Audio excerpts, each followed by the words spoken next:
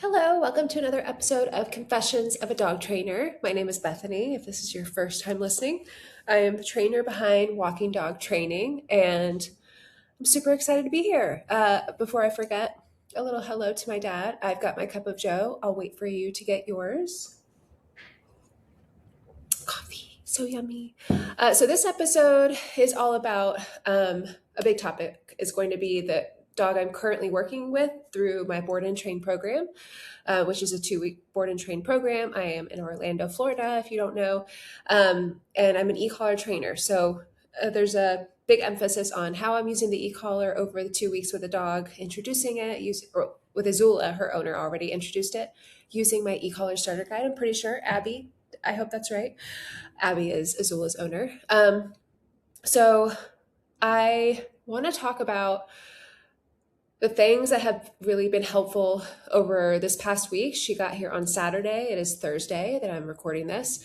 Some things that have been interesting. I've shared a lot over on Instagram, but there are some things I want to talk about, mainly in regard to her reactivity, things that I think maybe you as an owner might be overlooking that can really help you work through the reactivity. I know a lot of you are struggling with reactivity, and I think a lot of times we focus so much on the big reactive moment, the barking and the lunging on the walk or whatever the thing is. And that definitely has its place. But I also think you can make a lot of difference and see a lot of progress with your dog when you address other little things that I want to talk about. So I have some questions from the owner, Abby. I asked her if there was anything she'd like me to talk through. I always love doing episodes that are about a specific dog I'm working with, so I can have the owner listen in hopes that it helps explain the why behind things. And I'm a dog trainer, but as many of us dog trainers know, it is way more about the owner, which I don't think a lot of us got into dog training thinking we would have to really be great at working with people. But that's actually one of my favorite parts about this job because I can get creative, share different things like a podcast. So I will be answering those. I also got some questions from you over on Instagram. So I will answer, there's like 4 questions or something like that. We'll answer those towards the end. We're going to talk about a bark collar that I've been using with Azula that's been really helpful.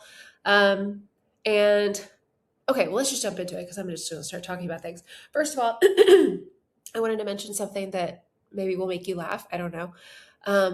So we have a pool in our backyard, and over the years, whenever I share that I'm walking around it, like in my stories on Instagram, people always message me and be like, "Oh my gosh, have you ever fallen in? Like, aren't you going to fall in the pool? You're walking so close." And I'm like, "No, excuse me, I'm not going to fall into the pool. It's just I'm walking around the pool. This is what I do all the time." The other night when it was frigid here in Orlando, which to me is around 30, which I actually love, uh, I'm in the backyard at nighttime for Azula's last potty break and being very casual, walking past the pool and like, "Okay, come on, Azula," turn around, fall into the pool, deep end. I had this sweater on. It's just a sweater, sweatpants, and my they're like UGG boots that I got for when I went up to visit my friend Kate in Wisconsin. And I really like those boots, but they're very heavy in water, just so you know. So yeah, I got drenched in the pool. Got out. It was so cold. I thought for sure Bobby would hear me plunging into the pool. Like I'm sure that made a pretty big splash. I don't know.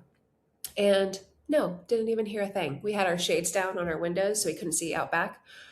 I took off all my clothes, put on a towel that was in our dryer, came inside, and I'm like, "Did you not hear me jump or fall into the pool?" And he thought it was the most hilarious thing ever.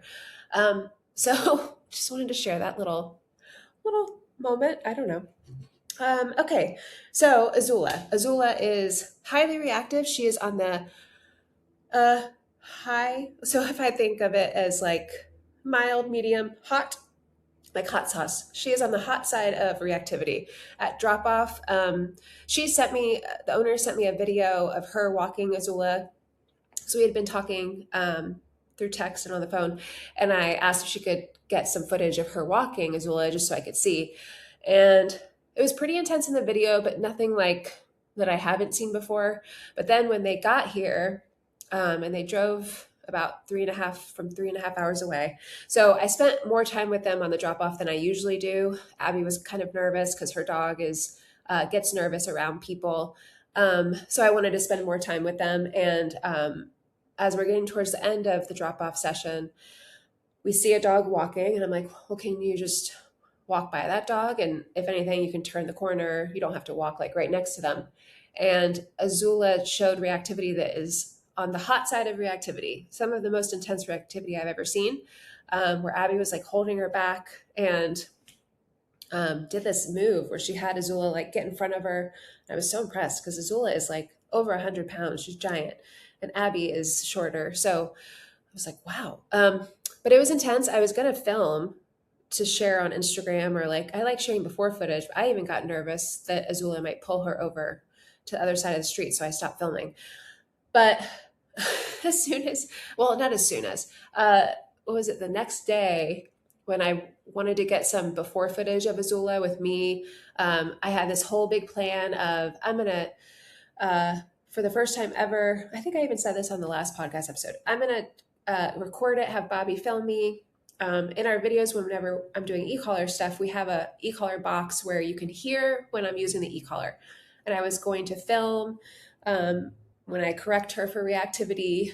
What it was going to look like is correcting when she actually reacts. There's a whole other episode where I talk about this, but if you just go to the search option at the top when you're at wherever my podcast is, and if you type in reactive or reactivity, one of the two, there are so many episodes on reactivity, but one is like how to address reactivity using the e-collar.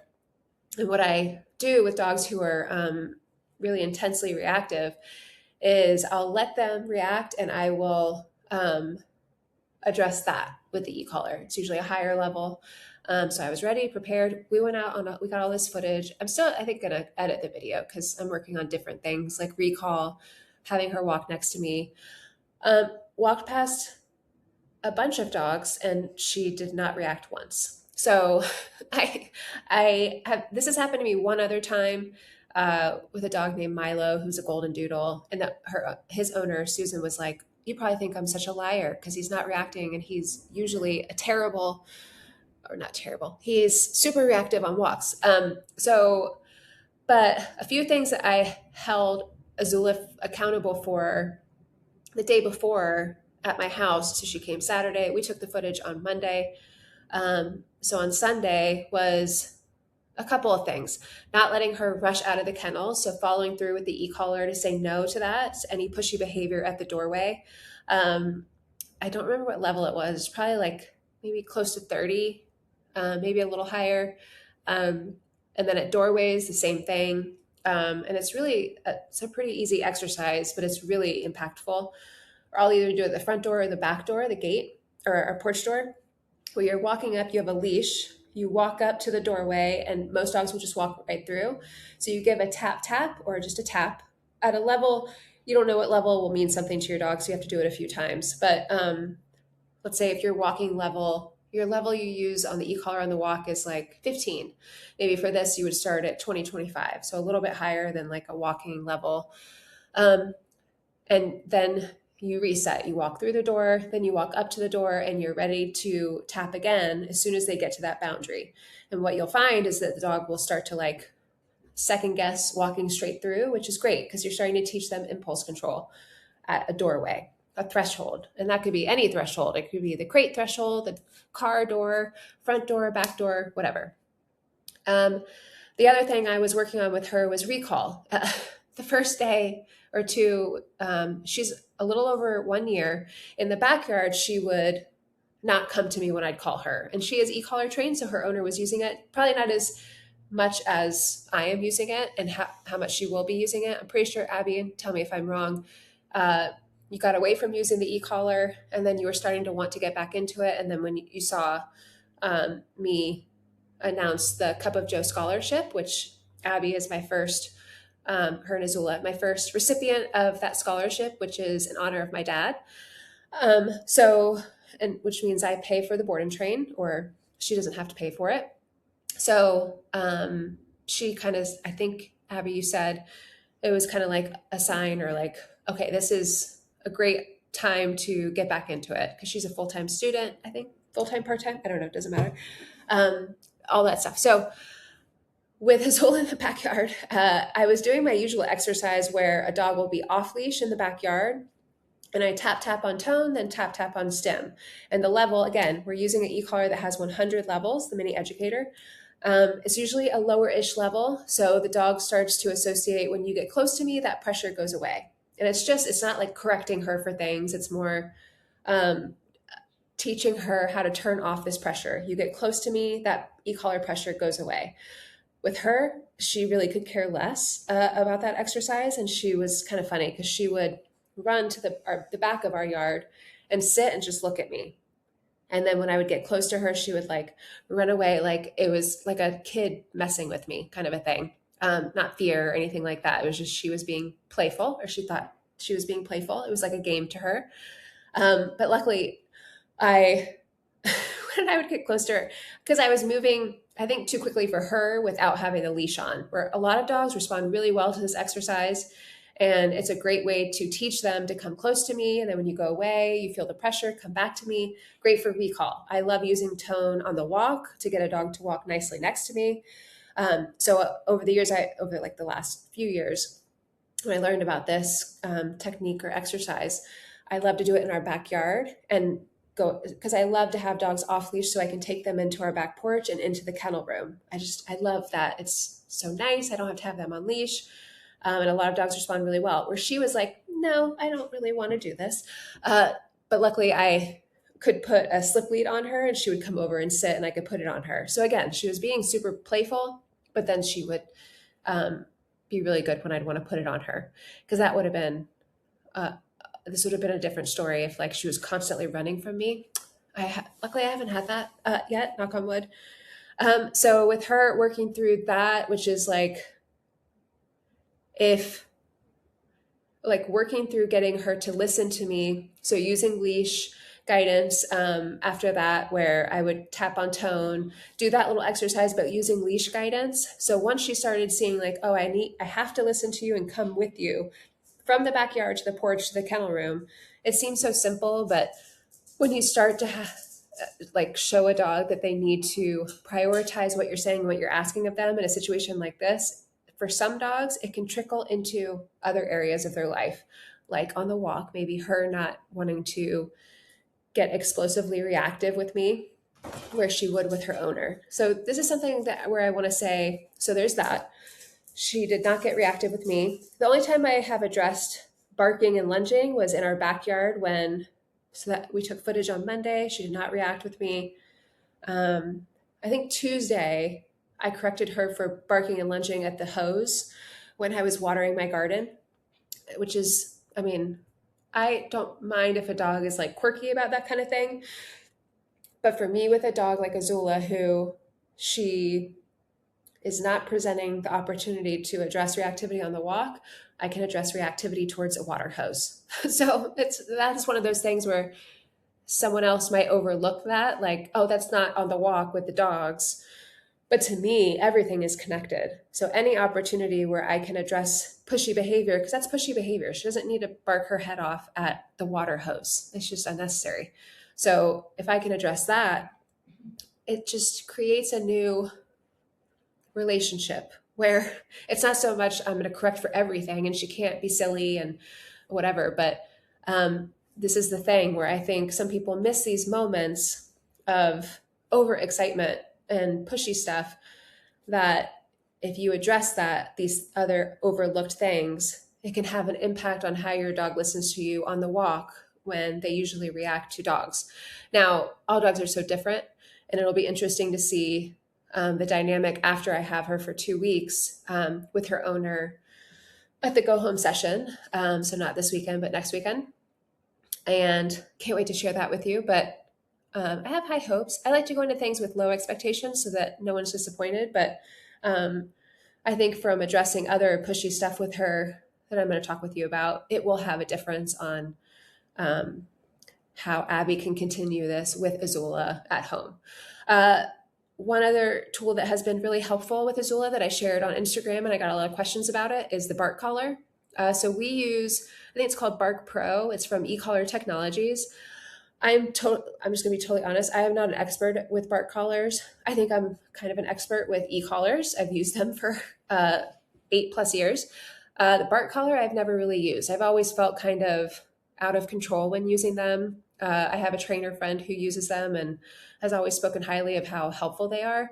Um, I'll be totally honest. I used it one time with a dog I worked with, Tango, who was a deaf dog from Colorado. And he was the most reactive dog I've ever worked with. Just things were heightened. He would step outside, start barking.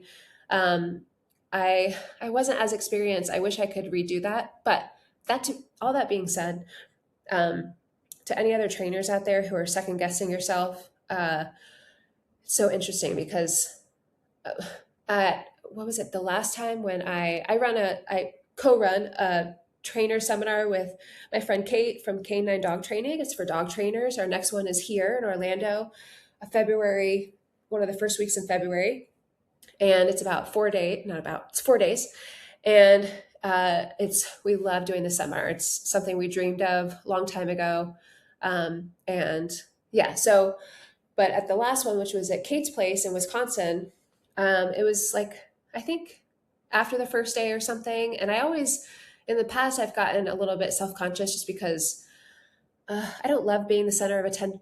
Well, I'm not the center of attention at the trainer new, but like it's me and Kate in the front. Trainers are sitting in front of us. And so we have to, we're on display. And it works out really well because I think I'm outgoing when I'm with one-on-one. I get nervous public speaking, even though this is what, our fifth one, I think. Each one I get better and better and more confident. I think that's just how life is. But at the last one, I was feeling a little like, oh, I hope that they like, I was just thinking of myself. Hope they like what I'm saying because, we tell stories and it's just, you want to do well. You want people to like you and like what you're saying. And I got a message from Tango's owner, and she sent me a voice message, which she has never done. And I worked with her dog like 3 years ago or something. To this day, the most challenging dog I've ever worked with. And she sent me just the nicest message telling me, I wouldn't believe how far Tango's come. Thank you for your help. Like just all these super nice, wonderful things. And I just remember thinking, oh my gosh, I remember when I worked with him and I was so self-conscious that I wasn't doing enough and I wish I could do more. And as trainers, we just overthink all the things and we think the worst of ourselves. I'm pretty sure most of us do.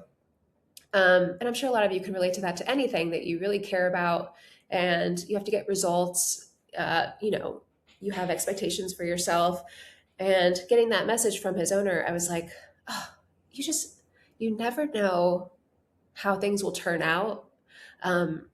So anyway, it was so nice. But anyway, so when I was working with Tango because he would just bark at everything and it wasn't something that I could really catch with the e-collar.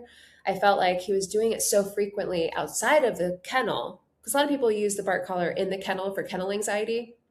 But with Tango, we tried it in the living room. I think he was actually in the kennel and he just freaked out. It was like he started screaming. And I think there's like 12 levels. I think it was like level 3 or 4. I can't imagine I went any higher than that. But there's a thing where some dogs can have like a barking fit where once they feel the pressure from the collar and they're barking, but they're being corrected, some of them can like go try to bark through it. And it freaked me out. I started crying, and I want to be very transparent about this stuff because I wouldn't share this anywhere else because I don't want you to be nervous about tools. And these kind of stories can really get, I don't know. There's already so many negative ideas about the e-collar. I don't want to add fuel to that, but that kind of made me really nervous to use it again. So this is like 3 years later, and with Azula, she was waking us up in the middle of the night and barking in her kennel like every hour. And so the next morning I was like, oh, I just need to try a bark collar. Let's try this again. I'll start lower. I called my friend Kate to ask her for like tips or what's worked best for you, and started using it with her. And it was almost like we flipped a switch where it meant something to her, where it was also catching the barking right on time, where I'm not always watching the camera. I try, but my timing could be slightly off, where with the bark collar, it will catch the barking. Also, something to note is we had it set to a wrong setting, because I've used it with a few dogs I've worked with before in the last year, and it just didn't seem to work. Because when you take off the collar, you'll see a number, how many times the dog barked, and it caught it. It was always one. And I was like, there's no way. I know this dog was barking more than once. How did it not catch it? We had it set to tone, where it would, if a dog would bark, it would do a beeping noise, beep or whatever. Then if the dog did not bark within 5 seconds, it would not correct them with the collar. So I'm pretty sure dogs were just, maybe did it the first time, would bark after the beep, and then we're getting smart and never waiting. Dogs can talk. No, dogs can't count. But I think they were not barking within the 5 seconds, or that it would reset and just do tone each time that they would bark, which is not helpful. So Bobby read the directions. Oh my gosh. And I'm embarrassed to say I didn't read them before doing this. I just thought, well, if I put it like level 2 out of 12, that's like so minimal, and it will just like interrupt the barking. Okay, so anyway, this is Confessions of a Dog Trainer. This is total confessions. I hope I don't seem like a total moron, but set it up right. So now it actually, you can also do sensitivity settings. It was set to medium. So we put it on high so it can catch whining. So it's from eCollar Technologies, ecollar.com, the Bark Pro. Get it, read the instructions, make sure it's set to not tone, put it on high sensitivity so it can also catch whining. It's been super helpful with Azula. We started at level 3 and now I'm up to level 5. And like I'll watch her on the camera and I can see when she feels it. And usually what she'll do is lay down. So it's been going really well. It's been super helpful. The other question I got was, can you have the bark collar on and the e-collar at the same time? Yes. So I have her wear the bark collar overnight. I'm not sure how long I'll do that, but I mean, it's been really helpful. So I'll probably do that a few more nights and see how she does. And then I might try to have her in the kennel without it and see how she does. But I don't have the e-collar plus the bark collar on overnight, just the bark collar. But when she's here and I'm here, I'll have the e-collar plus the bark collar on just in case I need to. She has some anxiety in the kennel, so she's been known to like put her nose and push the kennel door. I've actually seen it like come out kind of like she's so strong. So being able to correct for that using the e-collar for stuff like that, it's a higher level because it's like an intense moment when a dog is trying to push out of the kennel. And I need to do my exercise with her where I have a dog come out of the kennel. And when they come out, I'll give continuous pressure at like a lower-ish level. The further away she gets from the kennel, I slowly dial up. So then essentially when the dog gets closer to the kennel, the pressure starts to go away and the kennel becomes a safe space. I talk about this more in my e-collar and anxiety episode. If you want to listen to that, I talk more about June, who had severe separation anxiety in the kennel. And that exercise was life-changing. So yeah, so there's that. So I hope that that makes sense.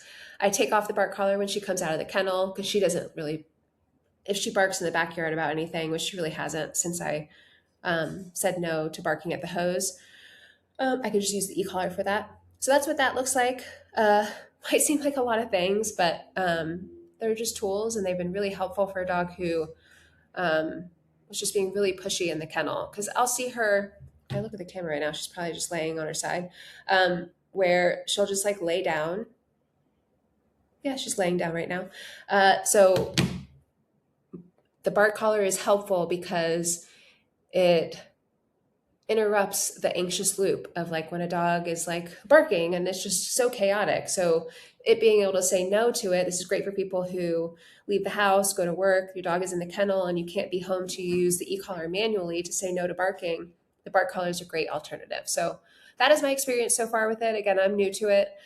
My friend Kate told me start at level 2. So there you go. For if you use it with your dog, start at level 2, read the instructions. Make sure it's not set to tone, not helpful. Um, so yeah, there you go. I wanted to answer, because we're at 25 minutes, uh, answer the questions that Abby asked me, because I think such good questions. And I'm sure some of you are thinking about these things as well with your own dogs. Okay, I'm just going to read her word for word. So, obviously, my biggest question is the whole protectiveness relationship thing we have. Like, why, despite all the attempts I've done, is she insanely reactive with me and an angel without me? Is that just purely protection? So, one thing I want to mention, because what was it? It's a very particular situation that she told me that will happen with her and her boyfriend and Azula.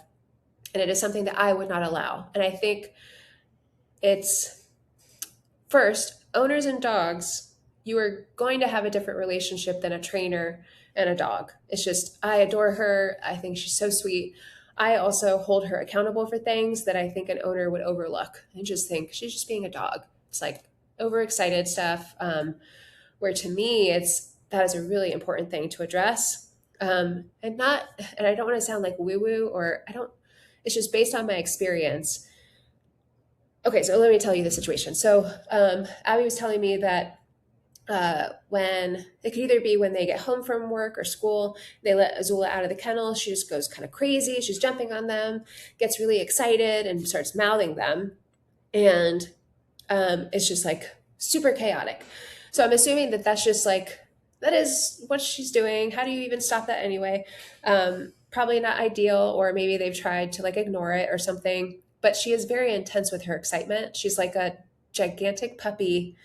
Uh, and when she mouths, she's sweet and playful, but she is giant. Like she's a Cane Corso. So her mouth, she was doing it with me on the walk because I like, she's so like jowly and smushy. So when we're walking and I'll pet her head, or I'll be like, "You're such a good girl," and like pat her side of her face.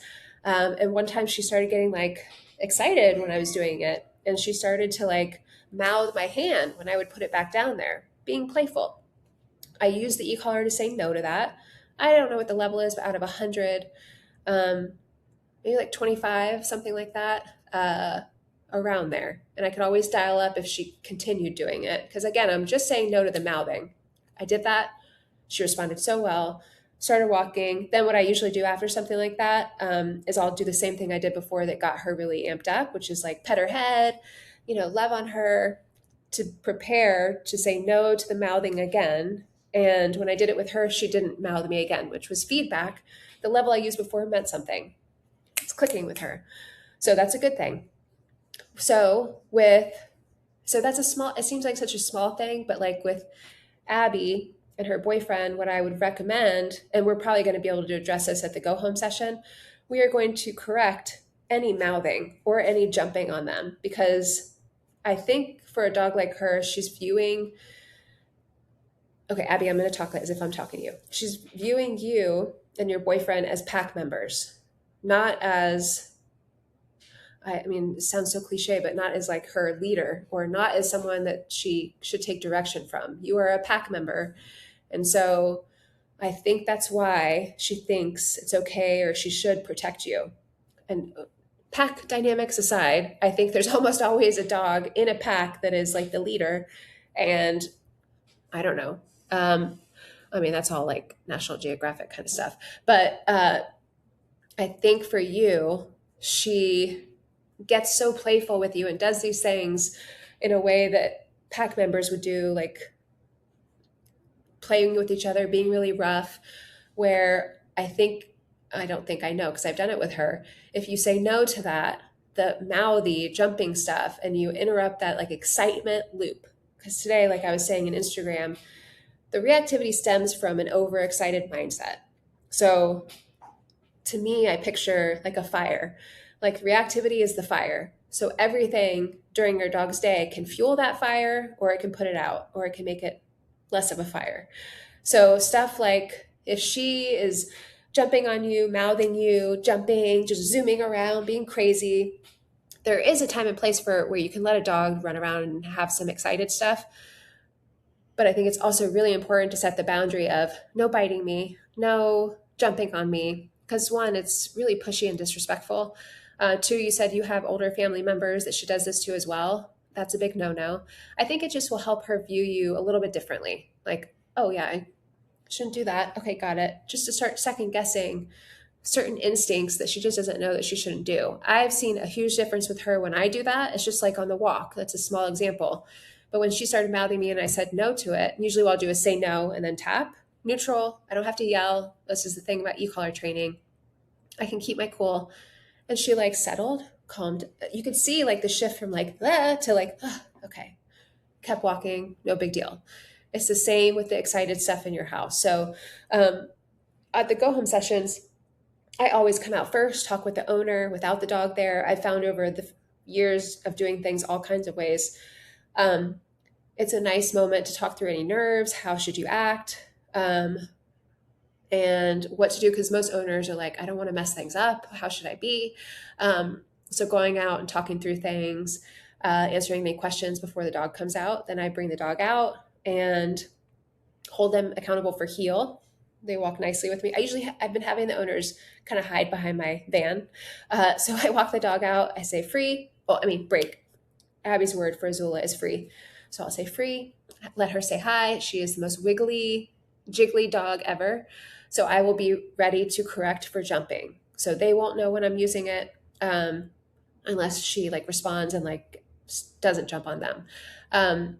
But because to me, it's such a good moment to add clarity to, you can be excited and all of that, but the jumping is just, it's a pushy thing. And especially with such a big dog, we want to say no to that. So that is one piece of it. I think it's like for me with her, I think I've seen more of like where she is a bit more respectful when she's with me because I have set really clear boundaries. So that could literally just look like correcting for barking at the hose or saying no to her mouthing me. Like, again, these seem like small things, but if we think about reactivity as the fire, that excitement, biting on you, jumping on you, that adds fuel to the fire. So she's just like practicing all of this excitement and then it just like unleashes on the walk. Now that's like a simplified way of saying this and there's no like exact reasoning behind this other than I know over the years I've seen when we interrupt the excited stuff, also, I was about to say AKA, also known as saying no, correcting overexcited behaviors, mouthing, jumping, barking, whining, being pushy at thresholds. It makes a huge difference in how a dog views us. And I'm not like a drill sergeant. I mean, we have, if you're following on Instagram, you'll see Azula running around with Johnny and,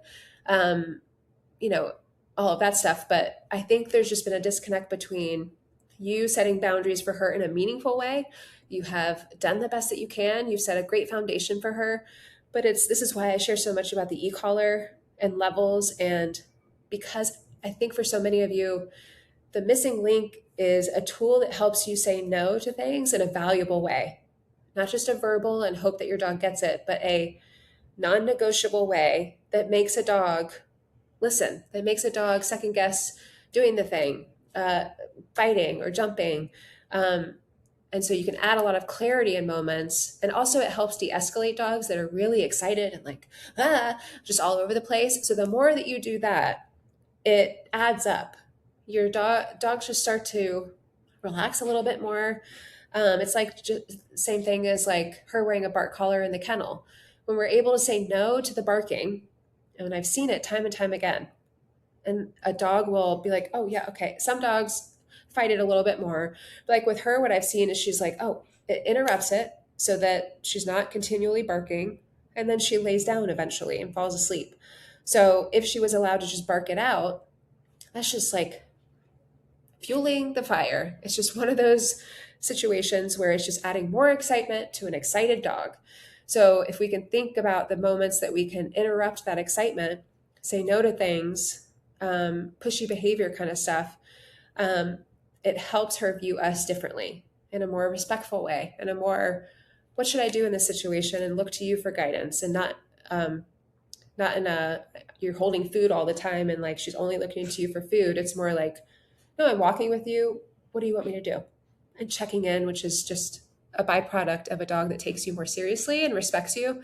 And I think that is the biggest difference between trainers and owners. But it doesn't have to be this like alpha uh, kind of thing. Like, I love dogs and I love being playful with them, but I also want them to not mouth my arm or jump on me. It's just disrespectful. So it could be a difference of that, where owners let things slide because it's their dog. And like, how are you supposed to know what's worth addressing and what's not? So I hope that this helps clarify that a little bit. So her wanting to protect you, she's a Cane Corso. It is in her DNA to protect, I'm pretty sure. And that plays a role in it as well. So it's even more important for us to show her in different dynamics of her day, different routines, boundaries. That's really the simplified way of saying it. Adding boundaries into different situations, and that could be saying no to stuff. Using the e-collar, that's a boundary. That's you saying, hey, no more. And then going on with your day with her. It doesn't always have to be no and like stern and whatever. But throughout in different situations, being able to say no in a really valuable way, and the e-collar is a great way to do that, it will change how she looks at you. And I think for a dog like her, it will be so nice for her not to feel like she has to protect you. So I think that's really the biggest reason. Okay, let's see. I hope that makes sense. One of my concerns has been shutting her down. How do I avoid this if possible? Have you ever seen a dog been shut down from improper tool usage, and is that reversible? So I have not seen that. I think that that is a term that is thrown around by people who are anti e-collar and love to, and I don't know, I might be being overly sensitive. Like a trainer the other day when I was talking about behaviorists and dog trainers and what's the difference. And I told her about something a trainer had said to me in a message where the trainer was using the term suppression. And I took it personal because, again, that's a word that purely positive trainers will use, that balanced trainers suppress behaviors or whatever. And I'm like, I mean, does it have to be suppression? Could it just be I say no to behaviors, and then once I say no and it means something, then we can say yes to a lot of other things? But I said that to her, and she was like, oh, I don't think, it came across to me that that trainer wasn't saying you suppress dogs, but more like generalized. And I was like, oh my gosh, you're right. I'm just being so overly sensitive. It's not my best quality. And she was like, well, it's probably because you're a trainer who shares a lot and very openly about e-collars on the internet. And I was like, yeah, that's why. I'm overly sensitive because I'm always, and I don't like this, but not all the time, I'm always preparing myself for battle with someone who is anti e-collar. So there's that. But what did I want to say? Oh my gosh, I got so sidetracked, and then someone just texted me. Okay, your question, the shutting down part. So I guess it's how you would interpret a dog that looks shut down. To me, I think the only way that would really happen, because when I think of a dog being shut down, I think of a dog cowering in the corner, terrified to do anything else. I have never worked with a dog that's been like that. If I've ever worked with a dog who's nervous, like I get a dog in tomorrow who's very nervous of people, she might look really nervous when I'm doing like tone work with her or something, but to me, that's not shut down.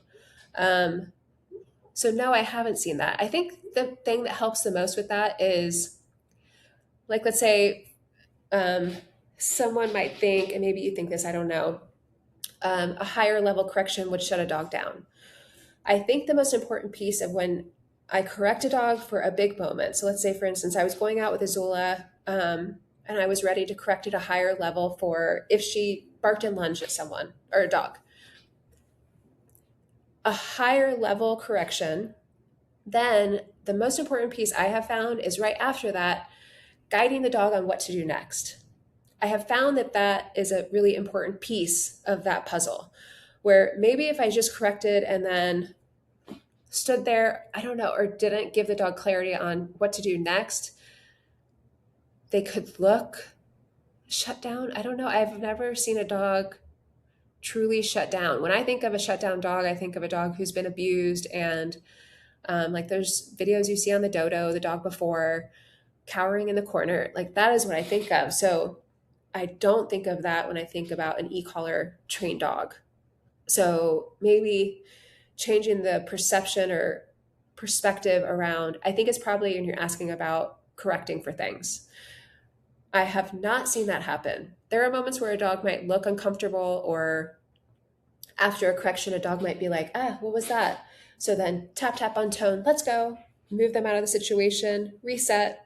Um, so that to me is not shut down. I guess the definition of that would look different for everyone. So we'll talk in more detail about that because I'm curious what you would describe a shutdown dog as looking like. And if you're worried that maybe Azula will be shut down if you correct for things, because you are going to have to follow through with meaningful levels for things. That's just a part of continuing the process back at home with a dog after the board and train, especially a highly reactive dog. But I think it's really important. This is why the owner part of it is so important. Talking it through, which Abby, I know you're really great at, which I can totally appreciate. And I think you know that I also like to overly communicate things, so we can talk more about it. But I have personally not seen a dog shut down. I have seen a dog who is nervous about things, who might look sad to someone. But I think it's just so important, the other piece of it, which is encouraging a dog on the other side of it. Here's what I want you to do instead, kind of a thing. So I hope that makes sense, but we'll talk more. Or if anyone else has questions about that, feel free to message me on Instagram. But I hope that makes sense. Let's see. What else you said? Have you ever seen a dog been shut down from improper tool usage? I just wouldn't know what that looks like. I guess if someone was just, well, no. Before I was a dog trainer with our dogs, Charlie and Sadie, we lived at a house that we were renting. This was like 15 years ago, something like that. We would only put the e-collar on to correct for fence fighting because we had a fence at our back gate and our dogs would just run like crazy. I didn't know anything about e-collars, but I heard or watched a video where you could use it to correct for that. So we would correct for that. It stopped the behavior. And then after that, we would only put it on in those moments and they would be angels. So I don't know. I guess I just don't have experience. But I think I'm also a little bit sensitive to that term just because it's been used as such a negative jab at trainers like myself. But we can talk more about that. How do I know if the correction is too much? Is that possible? So almost always with owners, you all underwhelm your dogs. So I think the better question to ask is, how do I know how to find a level that's meaningful enough to my dog?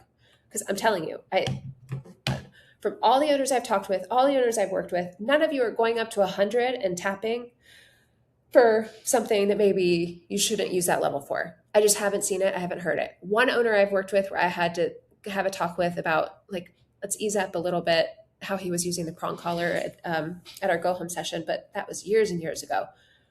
I think for you, we will talk about a range. So specifically talking to Abby, but for anyone else, think about the most important thing. Let's take walking, for example. And when you use the e-collar I like to think of an invisible fence at your knees. So heel is so helpful on the walk. Please, oh please, if you're struggling with reactivity on the walk, make sure that you are investing some time into being clear with your dog or teaching them or holding them accountable for the heel position next to you.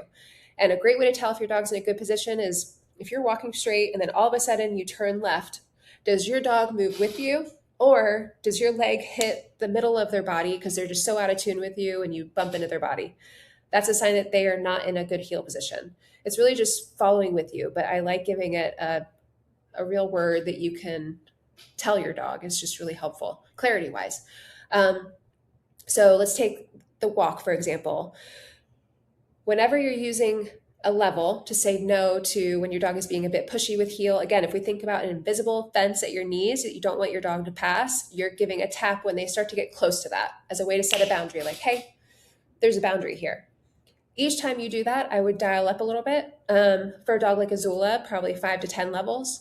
For anyone else, start with 5 levels so that each time you tap, it means a little bit more.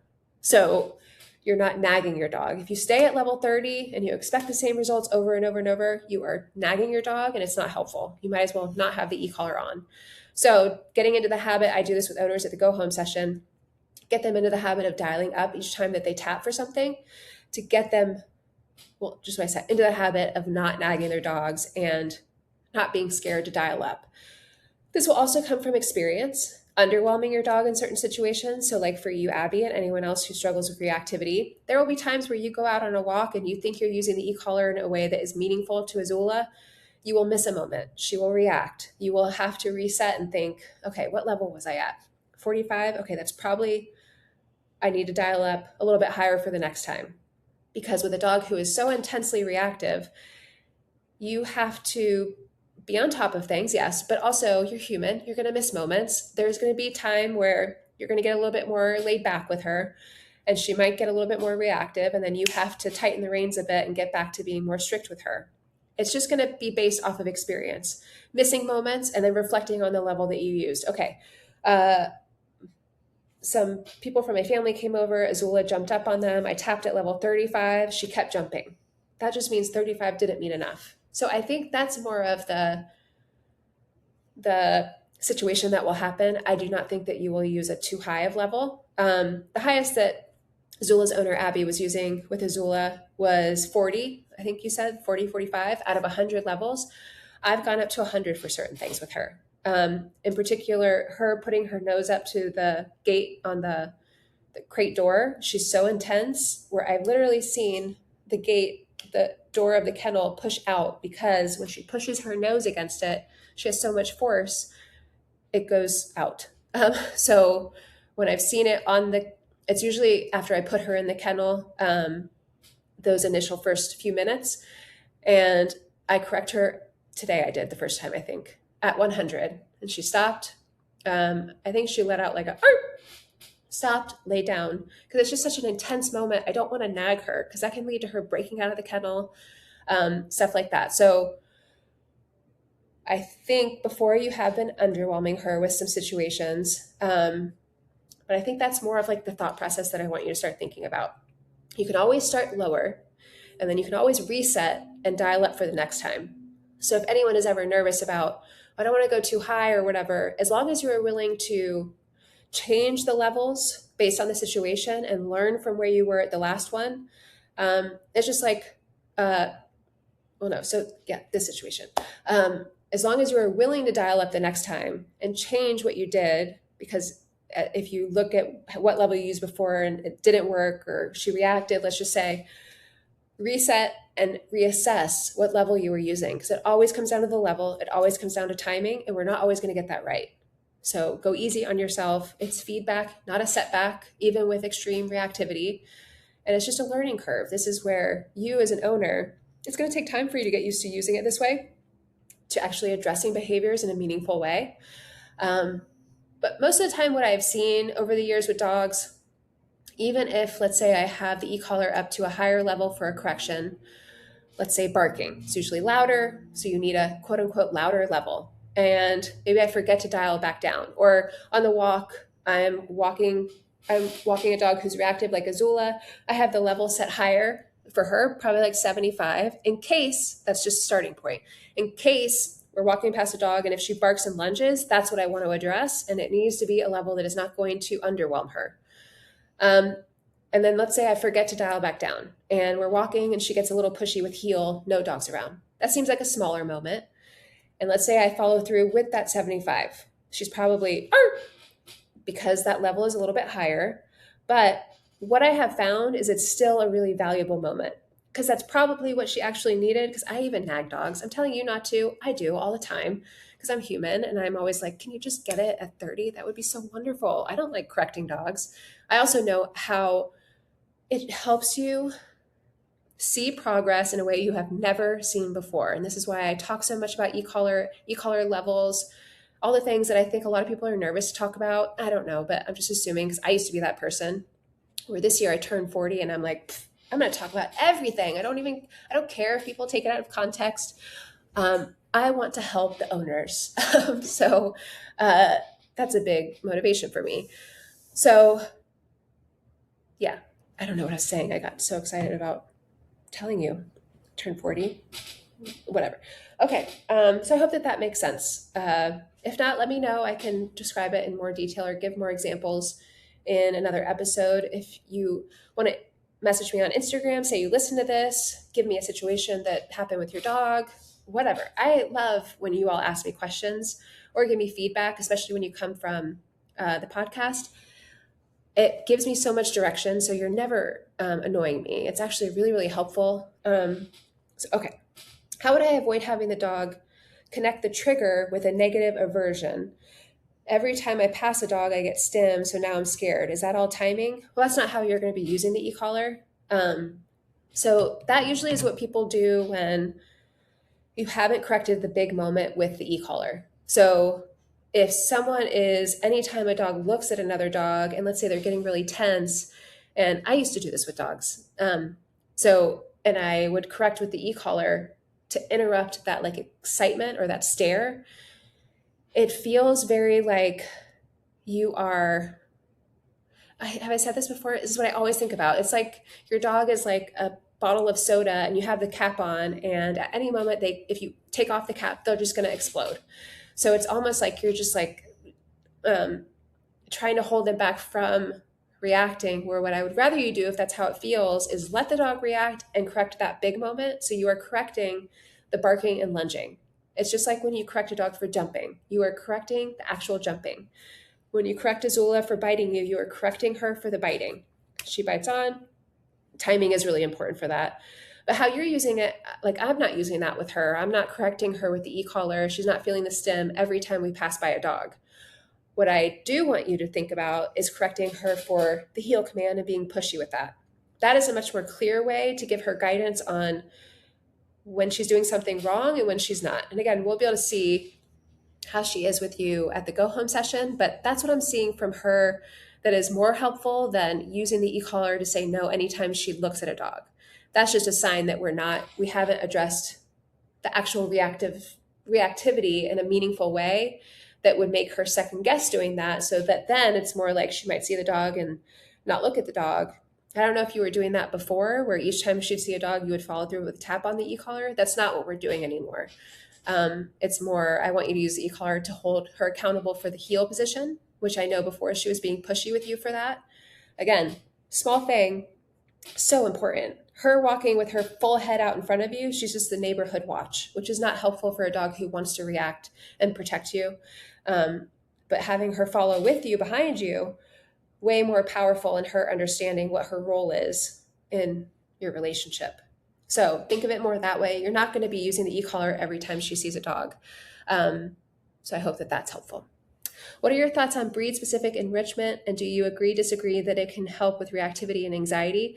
I don't have experience with this. I really don't ever think about breed-specific anything unless it's the intense genetic disposition to protect, or like our German Shepherd is genetically disposition. Her genes scream working breed, where she is just constantly wanting to do things or whatever. So enrichment to me is more like, it can be for any dog. It's really based on, well, what do they like to do? If it's fetch, if it's her playing with her big blue ball, her big blue ball toy. I don't think I would ever rely on enrichment, because when I think of enrichment, I think of, it could be like exercise, I guess.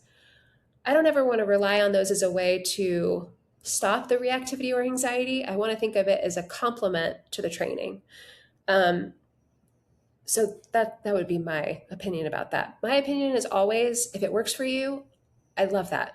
I love when things work for you. You could be doing something that I totally would never do with a dog, and if it works for you and your dog and you find that it's helpful, a great example, I don't know if this is enrichment, but a Frenchie I worked with, Valentina, and her owners are so amazing. They live down South Florida, and they are pet sitters, dog walkers. They came from the vet tech world, so similar to you, Abby. And their Frenchie is reactive. And so we worked through it. She came to me for her second board and train. She did one up north and did really well. And what they started noticing with her is if she's holding this toy ice cream cone, she doesn't react ever. Would I think of giving a dog a toy to avoid reactivity? No, because I just haven't seen that that is super helpful. They did it and it worked like a charm. And so now anytime I see she's walking with an ice cream cone, great. Like, I don't care. Whatever you want to do that is helpful. One, it's adorable. Two, if it's helpful for you, I'm pro that. So I don't love the idea of using enrichment to stop reactivity or anxiety. I just don't see that that is helpful. My thing is also with a dog like Azula, who's highly reactive and anxious, is it's like coming out more and more with stuff like being in the kennel. I want to think about more things that help her relax, down command, interrupting whiny stuff with the e-collar. Like in the backyard, she tends to get a little bit whiny walking around. That's just restlessness. And I feel like it doesn't help in the big picture of reactivity. It's one of those pieces that we might miss or overlook, but interrupting that excited behavior can help her relax much more and be much more healthy mentally. So that would be my thing. Think of enrichment as an addition to things, not as something that will solve reactivity or anxiety. Okay, so we're almost at an hour. I know I had some other questions from other people. What breed is Azula? Cane Corso. Um, can you talk about more about the bark collar? Did, thank you. Can you also use the e-collar for barking? Yes, which I have done so many times before, but the bark collar is nice because it gets the timing without you having to use the e-collar. A lot of times you can miss it or not get the timing right, so the bark collar is helpful for that. Can you explain bluffing more? I feel like Lucy is starting to pick and choose. So usually I say bluffing when people use tone on the e-collar, which is just a sound, instead of following through with a stem, which corresponds to levels 1 through 100. So a lot of times, like if you're walking and your dog pops out of heel and you say no, but you tap on tone, that's a bluff. That really doesn't mean anything. There's no consequence. Where if you use stem, corresponding to levels 1 through 100, I use the red button.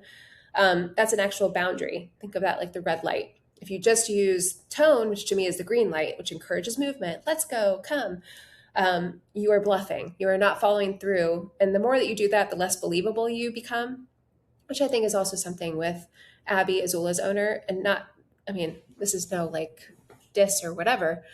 I just don't think that, I think sometimes you can not be believable with a dog. And when you have a dog who's a bit pushy, that can show up in ways like reactivity on the walk or just being pushy in general. So that's what I mean by bluffing, where if you don't follow through with the e-collar, when you say things like no or whatever, you're bluffing. So you're not really believable. Hope that makes sense. Do you incorporate treats while desensitizing dogs to an e-collar at first? I don't think of it as desensitizing a dog to e-collar. I think of it more as teaching the dog what the e-collar pressure means and how to turn it off. Sometimes if I'm working with a dog who's really freaked out by the tone sound, or they're a little bit more laid back and I want to encourage them more, I might use food when first working with the e-collar, but most of the time I will just use body movement, words of affirmation or encouragement. But again, I'm not trying to desensitize the dog to the e-collar. I actually want the e-collar to mean something to them. So it's more teaching them what this pressure means and what to do with it. That's usually what I do. But my thing is, if you want to use food when you're starting with the e-collar, go for it. My thing also is pay attention to if food gets your dog overly excited and if that's really something you want. Most dogs I work with do not need to be amped up even more. Food usually gets dogs really, really excited. And so pay attention to that because that's something that you might overlook if you think you should be using food. My thing is pay attention. How does it affect your dog when you're working with them? Usually when I'm first working with a dog, introducing the e-collar, the last thing I want is them like bouncing off the walls and super excitable. So yeah, I hope that that's helpful. Okay, well, thank you so much for listening. We are almost at an hour. I hope this was helpful. If you have any questions or you want to let me know that this was helpful in some way, it means so much to me. You can message me over at Instagram at Walking Dog Training. And I hope this was helpful. Thank you so much for listening. Until next time, bye.